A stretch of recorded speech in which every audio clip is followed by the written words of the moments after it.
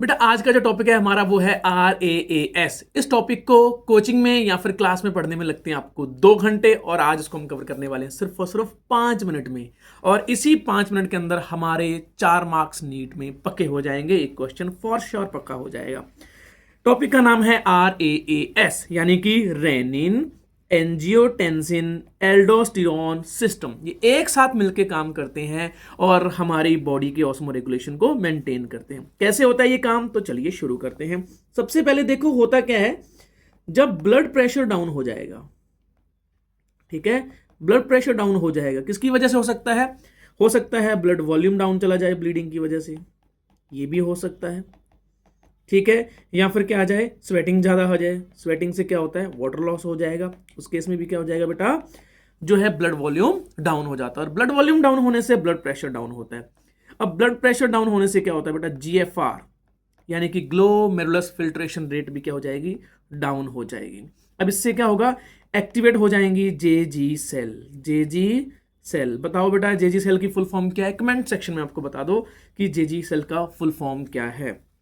जेजी cell एक special type का एक एंजाइम रिलीज करती है जिसका नाम होता है रेनिन।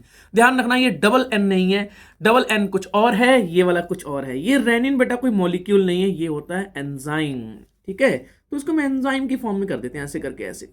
ये हो गया हमारा R फॉर रेनिन, ठीक है। अब ये R फॉर रेनिन क्या करेगा, ये एक स्पेशल फंक्शन करता है। होता क्या है, इसी टाइम एक स्पेशल टाइप का जो है एंजियोटेंसिनोजन नाम का एक जो है एक इनएक्टिव सब्सटेंस होता है, ठीक है, इनएक्टिव सब्सटेंस है।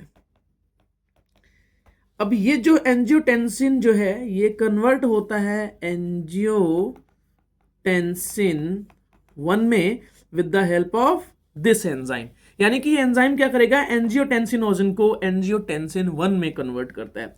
एंजियोटेंसिन जो 1 है बेटा ये कन्वर्ट होता है एंजियोटेंसिन 2 में। अब यहां पे एक छोटे से ना मैंने आपको और बता देता हूं।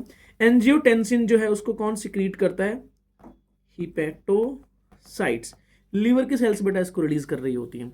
एंजियोटेंसिन जो है 1 से एंजियोटेंसिन जो 2 बनता है उसको कन्वर्ट करने वाला एंजाइम है ACE। ध्यान रखना ACE NCERT मेंशन नहीं करती है, बट आपको बताना है कमेंट सेक्शन में कि ACE का फुल फॉर्म क्या है और उसको कौन रिलीज करता है। एंजियोटेंसिन जो 2 है, अब यहाँ पे इसके बहुत सारे फंक्शन हैं। मोस्टली NCERT यहाँ पे 2 ही फंक्शन बोलती है। पहले नंबर पे ये होता है वैसो कंस्ट्रिक्टर का मतलब क्या होता है बेटा, वैसो कंस्ट्रिक्टर का मतलब होता है जो ब्लड वेसल्स हैं उसके डायमीटर को क्या कर देता है, ये छोटा कर देता है। तो उससे क्या हो जाएगा, BP यानी कि ब्लड प्रेशर बढ़ेगा, और ब्लड प्रेशर बढ़ने से क्या हो जाएगा, साथ ही साथ ग्लोमेरुलस फिल्ट्रेशन रेट भी हो जाएगी इंक्रीज। एंजियोटेंसिन 2 का दूसरा काम है एड्रिनल कॉर्टेक्स के ऊपर एक्शन करना। एड्रिनल कॉर्टेक्स पे एक्शन करने से होता है एल्डोस्टेरोन रिलीज। क्या रिलीज होता है, एल्डोस्टेरोन क्या करेगा, सोडियम की जो है रीअपटेक को इंक्रीज कर देगा। सोडियम से रीअपटेक होगा तो वाटर भी क्या हो जाएगा बेटा, इंक्रीज कर जाएगा। एब्जॉर्प्शन, दोनों की जो एब्जॉर्प्शन है क्या हो जाएगी, इंक्रीज हो जाएगी। इंक्रीज होने की वजह से ब्लड वॉल्यूम क्या हो जाएगा, इंक्रीज हो जाएगा, और उससे फिर से क्या हो जाएगा, ब्लड प्रेशर इंक्रीज कर जाएगा, और ब्लड प्रेशर इंक्रीज करने से GFR रेट फिर से बढ़ जाएगी।